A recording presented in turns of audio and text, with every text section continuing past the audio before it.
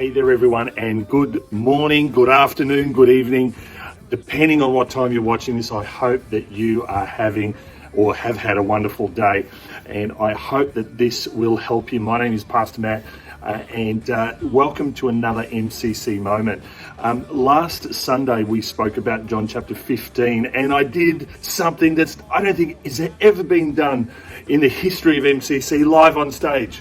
I grafted a grapevine. Look, I know it really isn't that spectacular, but I demonstrated something that I think we often miss when we read the parables and when we read some of the examples that is talked about within the Bible. Often there are examples in the stories that we just don't quite relate to unless we've been in those moments. And Jesus often talked about life principles and heaven's principles in parables so that common people and people that he was talking to would catch on to the absolute life-giving truths that the Bible talks about and that Jesus was wanting to communicate.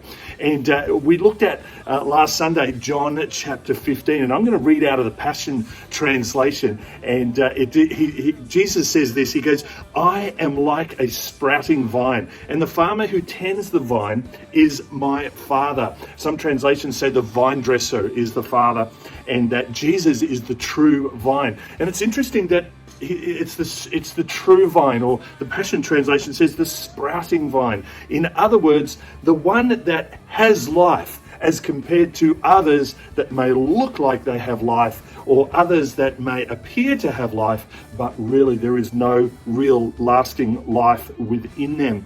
And so it goes on, he said, he, being the Father, the vine dresser, cares for the branches connected to me by lifting up and propping up the fruitful branches and pruning every fruitful branch to yield a greater harvest. Well, it's funny that every fruitful branch gets pruned. Some translations say purged. The King James Version, the original, said purgeth, which means cleansed, which means gets cleaned up.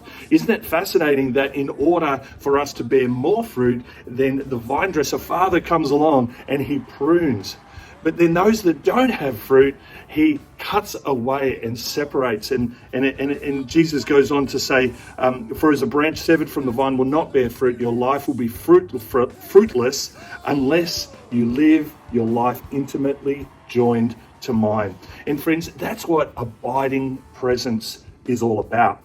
Abiding presence it's almost like this state of being continually aware of the call of God upon your life, being continually aware of the presence of Jesus that is at work in you, around you, and through you, and for you. And in amongst all of those yous, you understand that it's actually not about you.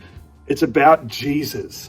And in this day and age, often we can make a lot of things about ourselves. We can make a lot of things that are us-centric, that we are about our own furtherment, and we are about our own fruit and our own growth and our own discipleship. And look, all of that is certainly very good. But Jesus is drawing this comparison that unless you are grafted into the vine, unless you are grafted into the true vine, then the unfortunate reality is, unless you are in Jesus and Jesus is in you, the Bible describes that you'll be nothing less than shriveled up and a vine that's not worth anything but to be thrown into the fire.